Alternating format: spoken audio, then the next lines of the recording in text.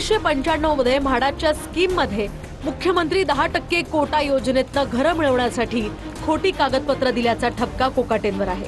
स्वतःचं घर नसल्याचं आणि उत्पन्न कमी असल्याचं सांगून 2 घरं त्यांनी पदरात पाडून घेतली आहे। इतर लाभार्थ्यांना मिळालेली 2 घरं सुद्धा स्वतःच्या नावावर करून घेतली। शिवाय घरं नावावर झाल्यानंतर अनधिकृत बांधकाम केल्याचा सुद्धा त्यांच्यावर ठपका ठेवण्यात आलाय।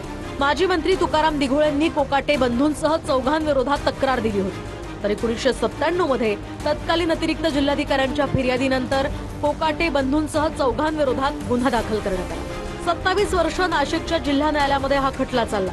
10 साक्षीदार तपासण्यात आले।